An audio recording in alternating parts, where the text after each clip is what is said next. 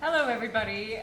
My name is Alex Bovey. I'm head of research here, and it's a real pleasure to welcome you all to the fourth and final lecture in this year's Frank Davis series, which, as those of you who've been serial attenders will know, has focused on art history, recentered and decentered, with a series of talks by scholars working in quite different areas that have explored art history, sometimes from without the discipline, as tonight, and other times from within, as in the case of Anne Lafont and Dorothy Price.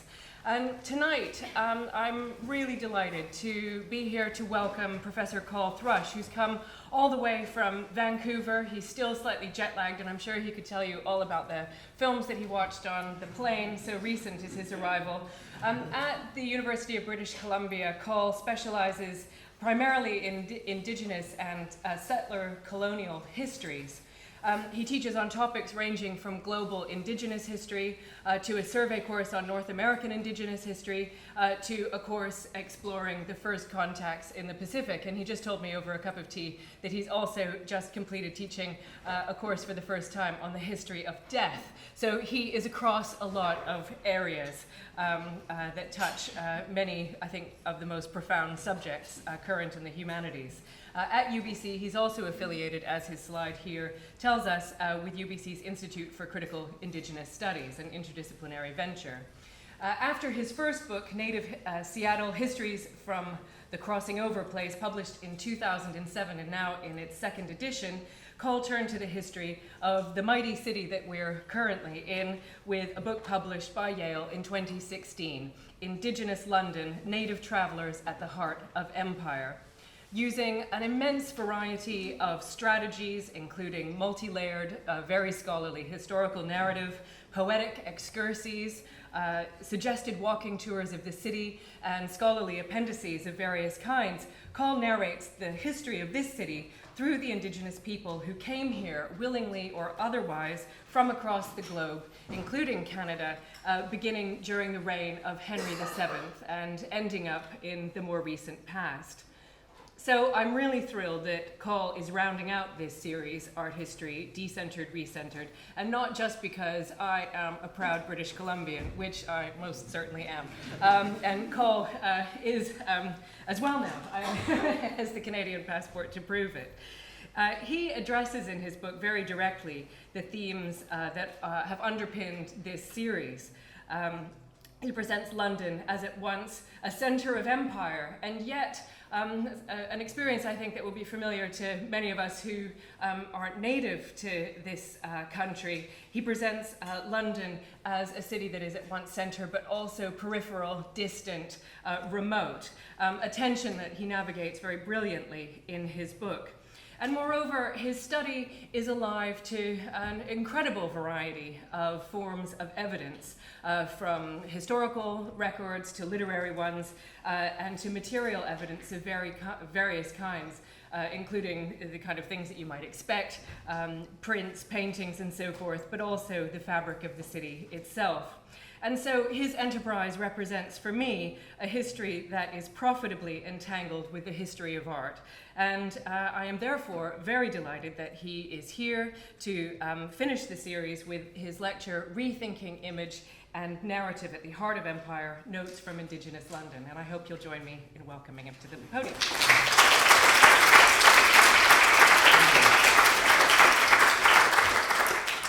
Great. Well, thank you, Alex. Thank you so much for coming tonight. It's really nice to see such a good audience here.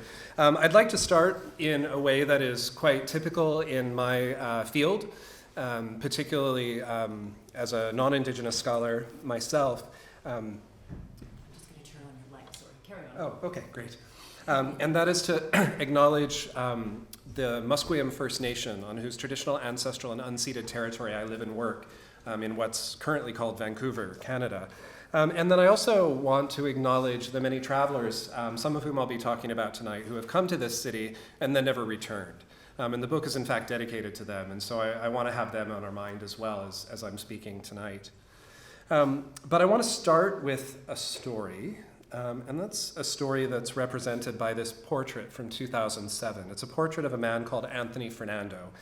And Anthony Fernando was an activist, probably not the easiest person in the world to get along with in his day, a really fierce spokesperson for his people, his Aboriginal people of Australia. He was probably from the Darug people. And one of his forms of activism was to be in public spaces wearing this coat. He was a toy maker and a toy seller, and he would wear a coat covered in small plastic skeletons. And he would say, "This is what Australia has done to my people." But for our story today, it's not that he did this in Sydney, which is the traditional territory of his people. It's not that he did it in Canberra. It's that he did it about 200 meters down the street on the Strand in front of Australia House. And one of the sources I was able to work with for this book was his diary from the 1920s. So just around the time that the Courtauld was founded. He was here in this street, actually being arrested for his activism and speaking out about the injustices and the genocides against his people in Australia. White savages everywhere. He experienced profound violence while he was in London from all sorts of people. It's a very difficult read. And so this is the story that I'd like us to start with. And I'm going to bring us back to the Strand toward the end of my talk today. And I really want us to be thinking, I think of myself really as a historian of place. And I want us to think about the ways in which we in this room tonight are actually embedded in the history that I'm talking about. None of us is exempt. To quote the Caribbean historian Michel Wolf-Triot, you're never more inside the history than when you think you're exempt from it. And in fact, we are all inside this history. London is inside the story of colonialism, of genocide, and of Indigenous survivance. And I just want to flag that word. It's coined by Gerald Visner, an Ojibwe writer and journalist and scholar. And survivance is more than just survival. It's survival, it's resistance, it's creative adaptation, and so on. And that's a really important theme. Indigenous peoples are still here. But to tell the story of Indigenous London, I actually have to go back a little bit. I have exactly no training in British history. My training is in the 19th and 20th century American West, and so I'd actually like to take us back there for a minute and take us back to North America. So this was an incredibly popular image in the 19th century. Some of you may be familiar with it, by John Gast, American Progress. And what it's showing is the spirit of progress drifting west across the plains. And ahead of her, you can see Indigenous people sort of disappearing into the darkness along with the bison. And then around her, the various stages of civilization, so-called. The wagon train, the miner, the plow, the stagecoach, the railroad. She's trailing telegraph wire behind her. And in the light of the rising sun, behind her is the city. And this is the way that North American history has typically been told. That when urban history begins, Indigenous history has just ended. That in fact, the two are mutually exclusive. And have nothing to do with each other. They can't coexist. And this is, again, the way that North American history has typically been narrated. I call it the narrative estrangement of urban and Indigenous histories. And it's something that I became quite interested in graduate school, thinking about this and thinking about ways to challenge this. It's an incredibly common sort of image. This is an image from the kind of school book, if we go back just 1 second, she's carrying a school book in her arms. And this is a 19th century American school book. An American Indian contemplating the progress of civilization. And the framing is quite obvious. His bow is unstrung, his tomahawk is laid down, and the real story is happening in the distance. He's framed outside of history. And again, this is the idea that progress happens where Indigenous people are not. And so it's really important for us to remember that this kind of framing is also coeval with the idea that indigeneity and modernity are mutually exclusive. And that idea, that framing, actually shores up all kinds of policies across the world. The stolen generations in Australia, the residential schools in Canada and the United States, all those programs of cultural genocide that say in order for you to be modern, you can no longer be Indigenous. And so these things have real ramifications for Indigenous people, these kinds of framings of the urban and the Indigenous being separate from each other. And they really are all over the place. When I was in graduate school, I started working on a dissertation which became my first book, Native Seattle. And this was one of the images that I found really most profound, and it's the same story. It's a brochure for lands that had not been claimed yet from the tidelands there. And it's got sort of the belching urban skyline in the background. And again, these kind of stock figures out of the American imagination watching history take place, but not actually being part of it. And so I became very interested in rethinking that narrative estrangement. And in a place like Seattle, it's quite easy to do that because Indigenous people are very present in the city, Indigenous images are very present in the city.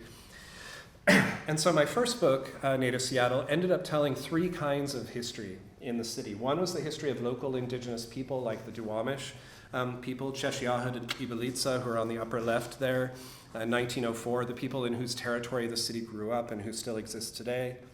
I also looked at the history of Indigenous migrants to the city. So in the bottom image there, an encampment of either Nuu-chah-nulth or Makah people from the outer west coast of British Columbia and Washington coming to Seattle and setting up shop there as part of their seasonal migrations. And then I was also quite interested in the use of Indigenous images in the city. So the upper right are the sort of city leaders of Seattle in 1912 at an event called the Golden Potlatch. And this is them literally dressed up like totem poles marching down the streets of Seattle. And the opening line of the book is that every American city is built on Indian land, but very few advertise it like Seattle. And that's absolutely true, that Seattle's story has very often been told through images and accounts of Indigenous people, at the same time that Indigenous people have survived in the city. And the point I tried to make with Native Seattle was to argue that Indigenous and urban histories are not mutually exclusive. In fact, they're mutually constitutive.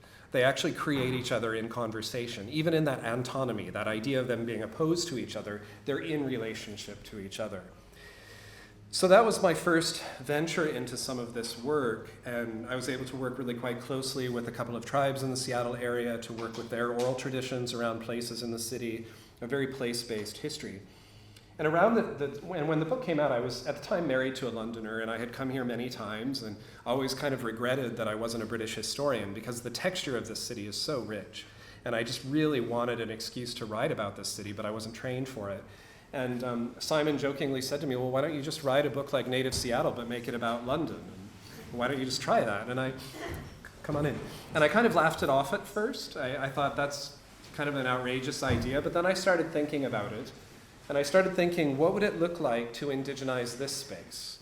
To actually tell the story of this space with Indigenous people at the center of the story. Not necessarily from an Indigenous perspective, because I'm not Indigenous myself. But what would it look like to take the cues of Indigenous scholars like Alice Tepunga Somerville or Linda Tuhiwai Smith and take some of those ideas and reframe the city as both center and periphery and really look at it as a landscape of indigeneity. And that's the case I want to make for you tonight, is that this is an Indigenous space that we are in. And what I realized quite quickly was that London also has its own narratives of estrangement. And so this is from 1872 as well, the same year as John Gast's American Progress. This is Gustave Doré's The New Zealander.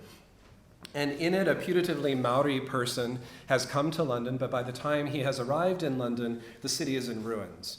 So it's an inversion of the story, but it's the same story. Indigeneity and urbanity cannot coexist. By the time one arrives, the other one is gone.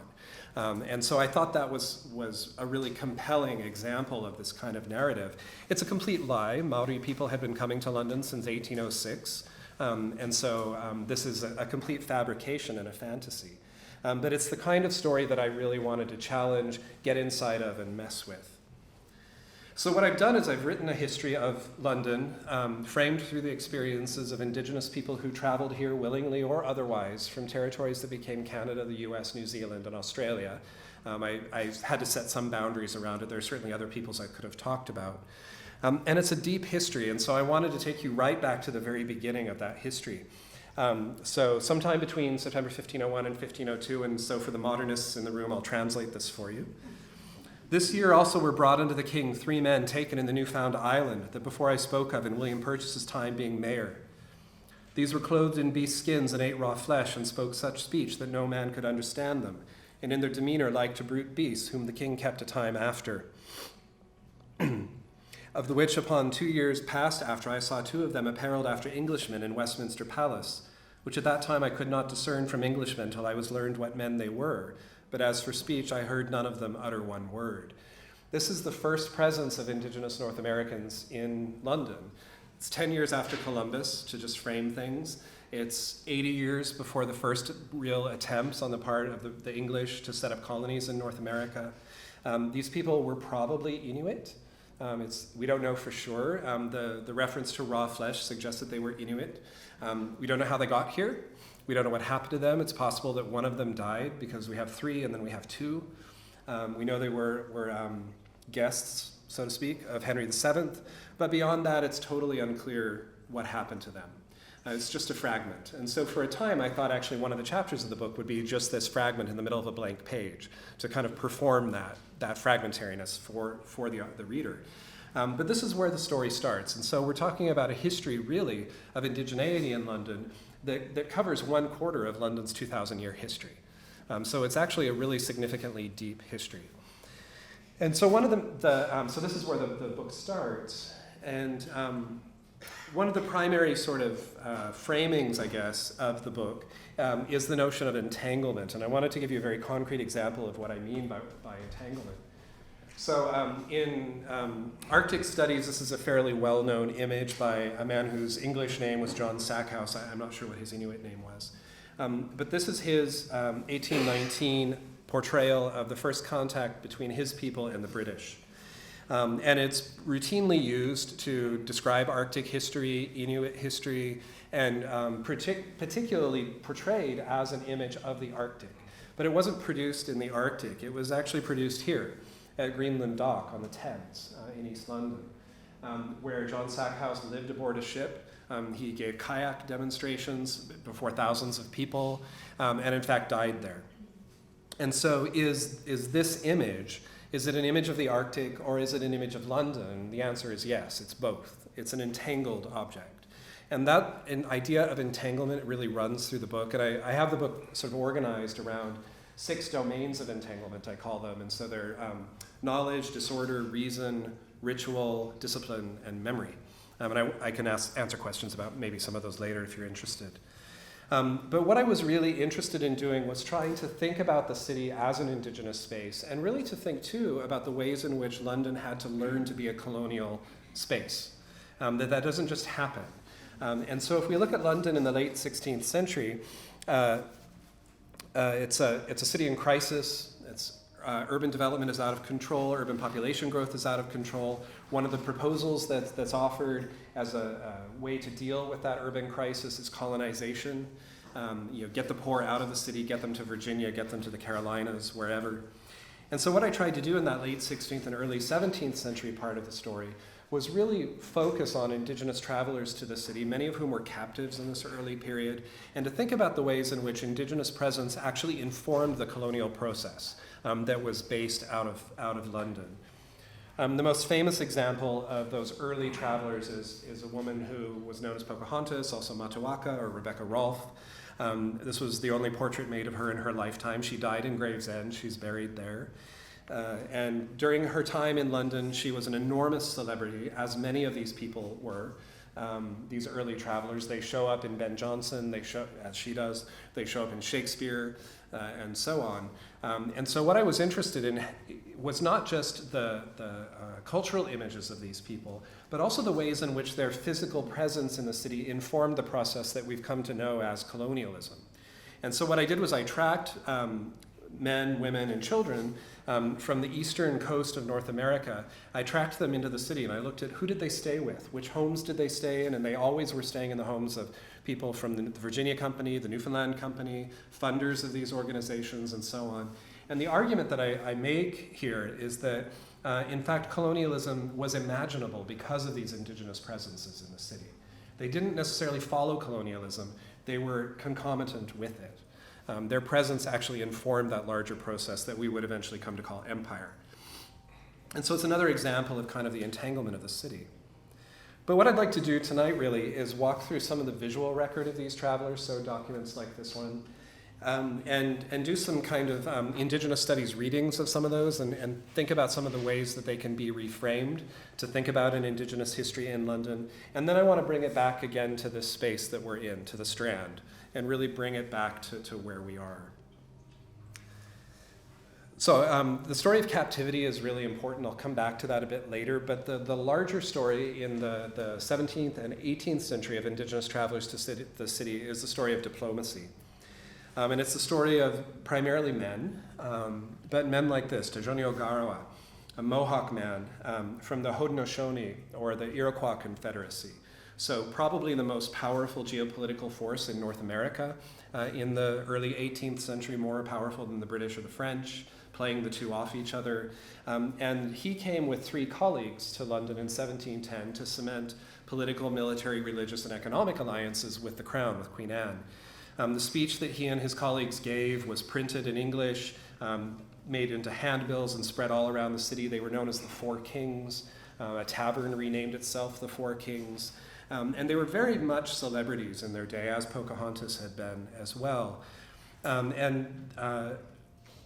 The desire to see these 4 men is really quite a profound part of the story. So, for example, one night they were taken to see Macbeth in Covent Garden.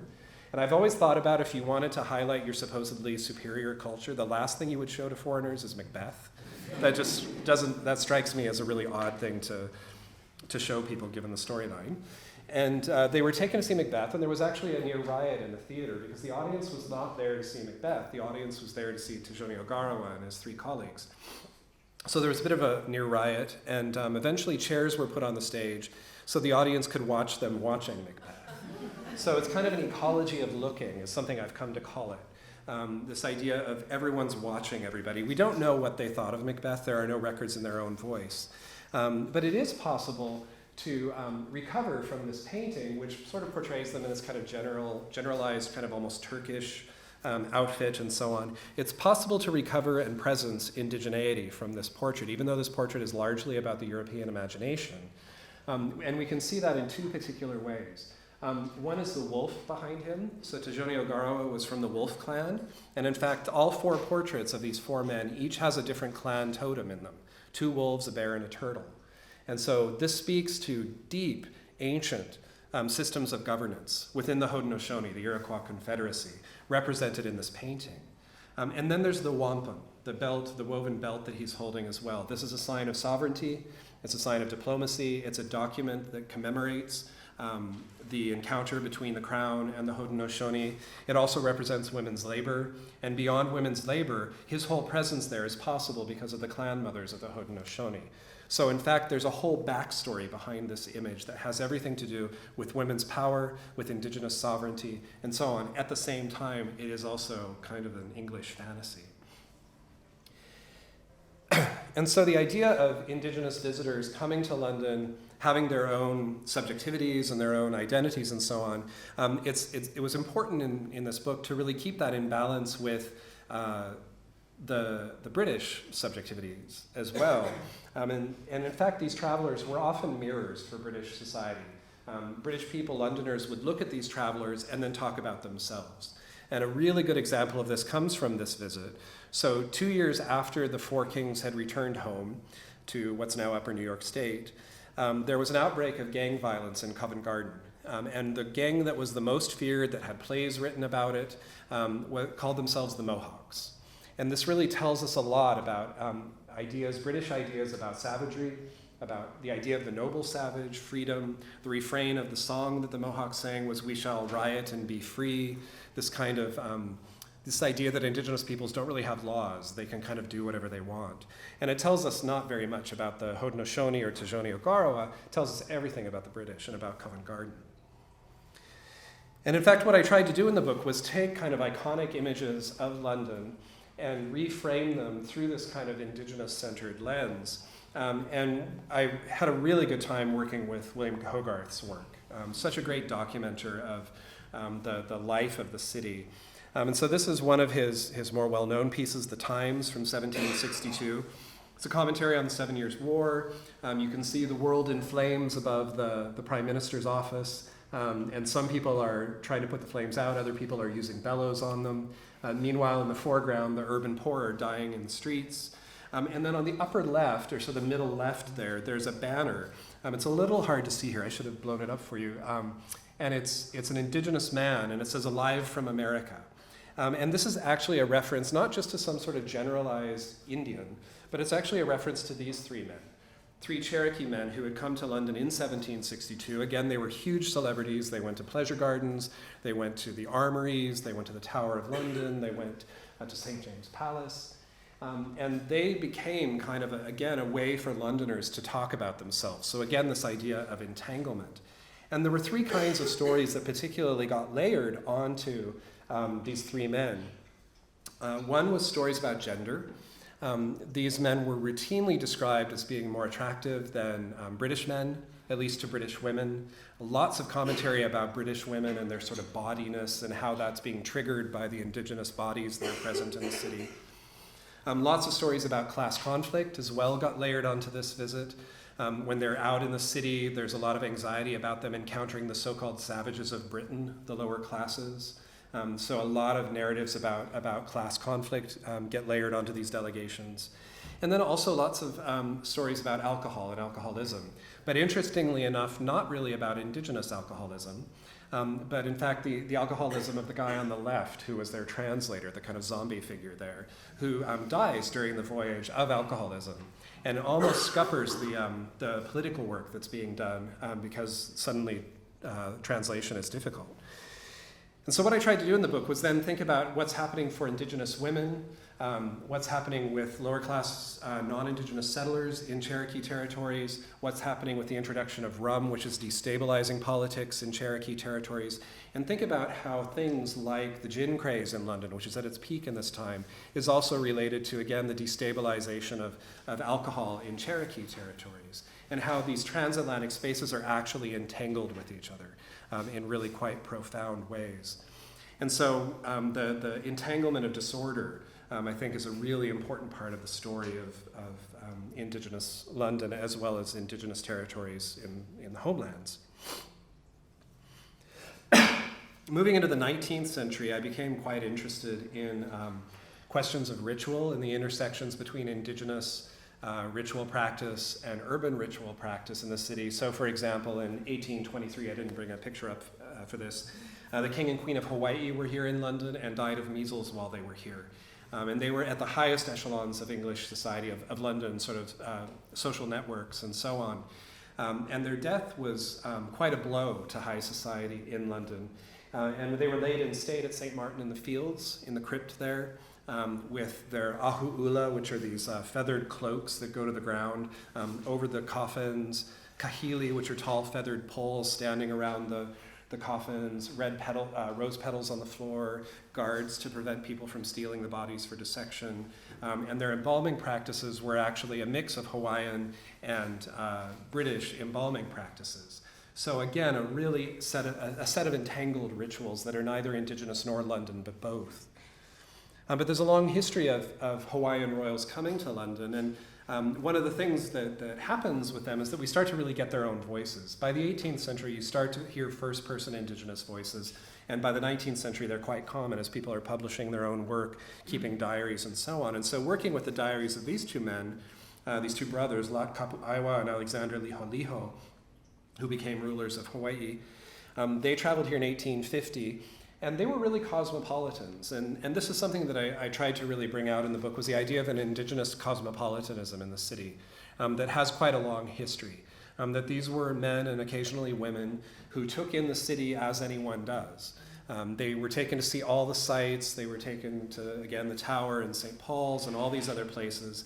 They were asked by Prince Albert what they thought of the city, and they said they weren't impressed. They actually said they were kind of bored by it all. With one exception, they said that the best thing that they saw the entire time that they were in London was Johann Zoffany's The Death of Captain Cook, which I think is quite interesting. Captain Cook, again, as we all know, was killed by Hawaiian people because of his own diplomatic failings. I guess it's a complicated story. But they said this is the best thing we saw while we were in London. Interestingly, too, just to reframe something, too, there's a really powerful and I think important discourse of repatriation that's going on in Indigenous communities today with institutions like the British Museum, for example. But when Lot and Alexander were here in 1850, they went to the British Museum and they saw Hawaiian cultural belongings. And they said, we want them here. We want them alongside the Greeks and the Romans and the Egyptians and everyone else because we are a great civilization and we deserve to be here as well. So quite a different discourse than we see today. But again, I think with the Death of Captain Cook image and their response to that image, there's also sort of a history of resistance here. And that's what I was quite interested in finding, was histories of critique and resistance. And there are two kinds of critiques that come across in Indigenous stories of London when we do have their perspectives on what they thought when they were here. One is a critique of the city's ecology. How do these people feed themselves? Nobody here can hunt. There's nothing to hunt. And that's actually a quite salient issue in most of London's history. How does this city feed itself? And then the other critique that they tend to have of the city is of its disparities of wealth. And in fact, there's an Ojibwe traveler who comes in the 1850s and writes about his experiences. And he says the houses were so big there was no one at the windows. And the idea that would be the case, and these sort of desperately poor people dying in the streets, was really shocking to Indigenous visitors whenever we have their accounts. That's something that really carries through. But the last part of the book is really about memory. And what I was quite interested there, the point I was trying to make is that in the 20th century, London kind of forgets its empire in many ways. These people that I am writing about in this book were massive celebrities in their day, in most cases. But by the 20th century, they almost seem to become anomalous or impossible, and they get forgotten because there's sort of no space in the sort of post-imperial, hyper-modern city for indigeneity. It's that same narrative of estrangement. So what I tried to do with the book was really show how, even though London may have forgotten its Indigenous past, Indigenous communities, descendant communities, continue to carry stories of these travelers, and they continue to lay claims on the city even today. And we can see this through, for example, art. So this is John Bevan Ford, a Maori scholar, artist, and his piece, Te Honoki Ranana. Ranana is London in the Maori language. And this is a traditional Maori cloak, kind of literally hovering over the city and taking it in, including the British Museum. And this is, for me, a really powerful, cogent kind of statement of repatriation, and repatriation not just of taonga, of cultural belongings that are in places like the British Museum, but really of the city itself, kind of reclaiming the city as Maori space. And as some of you may know, there is a Maori community in London today. It's not a huge community, but one of their organizations is Ngāti Ranana, which means the Tribe of London. They have close relationships with New Zealand House and so on. And so Ford's work is really exemplary in many ways of this idea of thinking about a place like London as Indigenous space. But the piece about memory is really, for me, critically important because it speaks to the ways in which we can also think about trauma. And one of the things I tried to do with the book was, in the chapters of the book, really focus on Indigenous agency and survivance and so on. But then in between the chapters, I have these interludes that are free verse poetry built out of archival fragments. Each is built around a different object in the city, so a mirror, a debtor's petition, a pair of statues in Westminster Abbey, a lost museum, a hat factory, and then Anthony Fernando's notebook, which you saw at the beginning. And in those, I really try to remind the reader, they're written in the present tense, of the pain of empire, and that this experience of Indigenous London has enormous human costs. So, for example, the two statues in Westminster Abbey are modeled after an 11-year-old Odawa boy who was brought as a war captive to London and kept in a home in Craven Street as entertainment. And there's one account by the poet Thomas Gray of the boy being brought out to divert the guests, and the host, his captor, also brings out a box of human scalps, and the boy recognizes the scalps as his own people. And he attacks his captor, and everyone laughs. So one of the interludes is about that story from the 1760s. So this question of captivity, historical trauma, and memory, all these things really go together. And probably the most powerful example of this for me, and certainly one of the peak experiences of my time as a historian, had to do with the little boy who you can barely see in the hood of his mother's parka on the left, Nutak.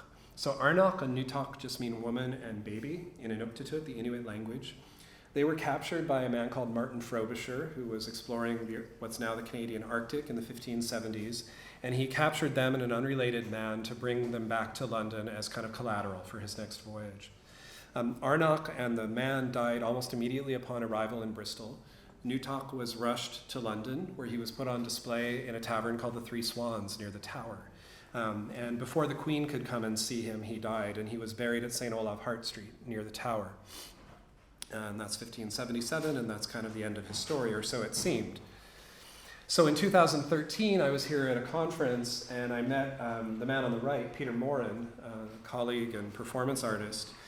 And he was doing something he called cultural graffiti in the city, something he called acts of sabotage. So he would go to the gates of Buckingham Palace and lie on the ground and sing Tahltan songs into the earth. He would take a Tahltan button blanket and cover a statue of Columbus in Belgravia and retire him. He would do these kinds of acts of sabotage against the colonial machine. And so he and I met at this conference, and we started talking about other places he might be able to do this kind of work. He had been to Pocahontas' grave already and so on. And so I told him about Newtalk. And he said, I want to do something about this boy, this baby. So we formulated a ceremony, and my role in the cemetery was to tell the boy's story, and then Peter would do the ritual work.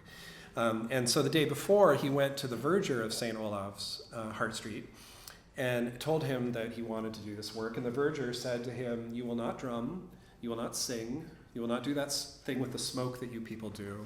You will do everything silently because, quote, you are in England now. And Peter really spoke, and he's quoted at length in the book, about what a deeply colonizing moment that was for him, to be told that his body could not do certain things in this space because it's England. So we did do a ceremony. It was silent. I won't explain it in great detail. It was kind of a private experience, really. There were 7 or 8 of us who partook in it. We left some things behind in the church that I imagine the verger found. It was a really powerful experience, and the way that Peter describes the experience was that those 376 years, or however many years it is, kind of collapsed into a single moment. And for him, having also spoken with some Inuit colleagues and friends before doing this, he said that this was a way for him to give that baby rest and to actually engage with the spirit of Newtalk. And so this is really, for me, again, exemplary of the idea that Indigenous London is not past. Just as settler colonialism is not past, that's one of the most important lessons of settler colonial studies and settler colonial theory, is that it is a structure, not an event. Right? It hasn't ended, it is still with us all, we are all embedded in it. And so the question of memory in Indigenous London really speaks to that. And the question of Indigenous memory in the city also gives us what is my favorite image of this city. And this is by a Cherokee artist named America Meredith.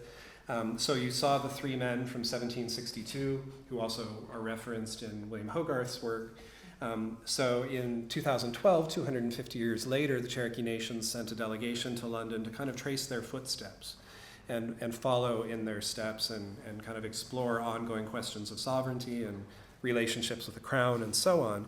And so America put this piece together as a reference to that experience. And for me, it's a wonderful image because it's both iconically London with the Abbey Road zebra crossing, but it's also iconically Indigenous at the same time. It's one of those other entangled objects. And a friend forwarded this to me on Facebook and said, you might be interested in this. And I said, you bet I am. And so I contacted America, and she let me use it for the cover of the book. Interestingly, my publisher didn't want to use this image. They said it wasn't painterly enough. And I'm not sure what that means exactly, but I said you have to use it, and wrote a very long email saying why. So one of the things, again, I think of myself as a historian of place above all else. And so I'm really quite interested in thinking about the landscape of the city itself as a text, as a palimpsest, and thinking about that on Indigenous terms. And so, the city itself, for me, means quite concretely an opportunity to think about the ways in which this can be thought of as Indigenous space.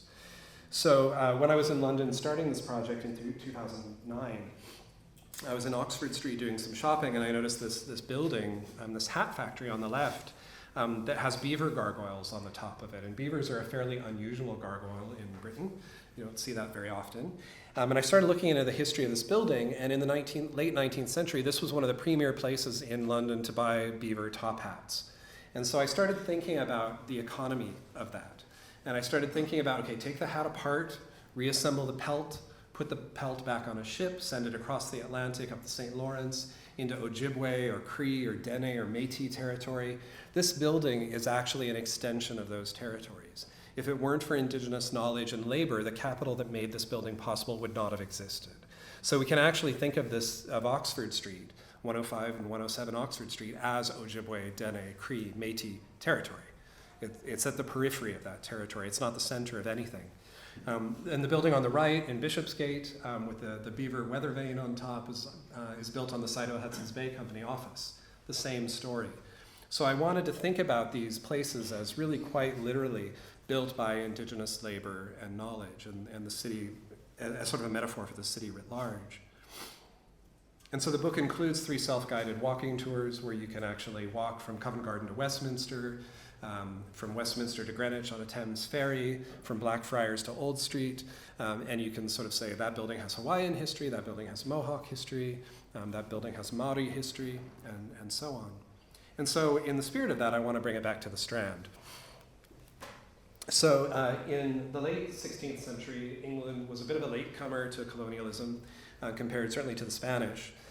And one of the first attempts at colonization was in what's now North Carolina, the Roanoke colony, which failed. The colonists were eventually lost. But that multiple-year colonial process involved Indigenous people coming back to London, in some cases making a couple of trips. And it produced this document. So this is an orthography, a spelling system for the Roanoke language. It's usually attributed to Thomas Harriot, who was an early sort of natural philosopher and ethnographer. And it's the first attempt by an English person to create a spelling system for an Indigenous language. And there are 2 texts in here, in addition to just the orthography itself. On the far right, upper top there, is the Lord's Prayer, so not a terribly surprising text to use as your kind of test for the orthography. But on the lower right is, just at the bottom here, is a text that hadn't been translated before. And so I was at the Westminster School looking at this document and working trying to translate what these texts said. And the text on the bottom right says, King Manteo did this. And Manteo was one of 2, possibly 3 Roanoke men who were brought back to London and actually participated in the construction of this orthography and in the other texts that are related to the colonial experience in Osamocomoc, the territory of the Roanoke people. So this is actually the first instance of Indigenous alphabetical literacy north of Mexico, so it's quite a significant document in that regard. But for me, it's an entangled object because it wasn't created in Osamocomoc. It was created at Durham House, Sir Walter Raleigh's house on the Strand. And so again, is it a document of Osamocomoc or Durham or London? Yes, the answer is yes, it's all of those. And the Strand becomes entangled ecologically as well, quite early in the colonial process. So the area kind of around Charing Cross and up toward where we are now, at one point was referred to as the Bermudas because of the presence of tobacco shops, like this one here, and also shops, apothecaries, there's the word, where sassafras was sold, which is another natural resource from Indigenous territories in the eastern shore of North America. And so if we think about tobacco in these spaces, one of the ways I wanted to think about tobacco in the book is that in most Indigenous cultures, tobacco is actually not a thing, it's a being. It's actually, in some ways, a person. And so I started thinking about tobacco as a traveler that's going through a process of becoming a commodity, but it's transforming London as it does that. The famous counterblast to tobacco by the King, and so on, and what is tobacco doing to our society, and all these sorts of questions. London is being transformed by this being called tobacco in this space, and that's happening right here in the streets where we sit. In the 19th century and early 20th century, London undergoes a suburban transformation, and there's a lot of anxiety that gets expressed in this period about bodies, and in particular British bodies, and in particular British male bodies.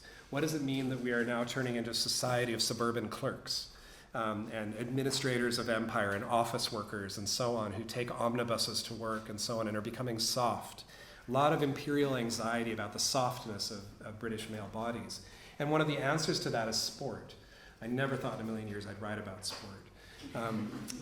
Pedestrianism, long distance running, cricket, rugby, and so on. And so I look at the late 19th and early 20th century, and I look at Indigenous athletes who were brought to London and competed against British bodies. So these Indigenous bodies in Australia with Australian cricketers, New Zealand rugby players, this person here, Hudgosadone or Lewis Bennett or Deerfoot, they're all being disciplined by the machines of empire as well. Their bodies are being disciplined too. But they come here to London and sometimes they win. And this produces a lot of anxiety, and you can see this in this print of Deerfoot. He's a massive celebrity in his day. He was here for a couple of years, ran races all over Britain, lots of controversies about him, and it's a quite complicated story. But when he wasn't running, he was living at a tavern called the Spotted Dog here in the Strand, so just down the street from where we sit. So again, this place where we are is entangled in these stories. And then if we return to Anthony Fernando, who I started with, the man with the bones on his cloak, or on his coat, that was 1929. 1988, in the same place, Australia House, Burnham Burnham, a really important Australian Aboriginal activist from the Woiwurrung and Yorta Yorta peoples, stood in that same spot in 1988, again saying that continuing story of genocide against his peoples. And saying that that needs to be spoken here in the center of empire, here in London.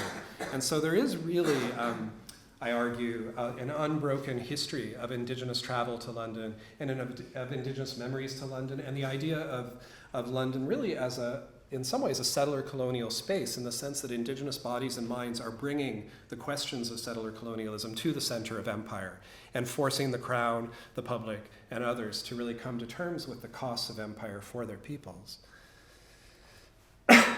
And so that's what I want us to be thinking about with Somerset House, is that we are embedded in this. We can think about Somerset House having been the headquarters of the Navy. What are the implications of that for Indigenous history around the world and other histories as well? The power that has moved through this building for the last while. We are inside the story.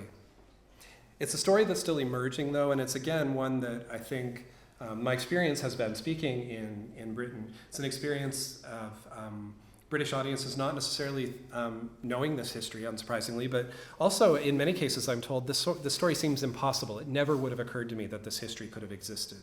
And so this is a story that is still being recovered, and I don't call it discovery because Indigenous peoples never need to be discovered, but recovery or uncovering. And that's a process that's still going on, and so I wanted to draw your attention to this project.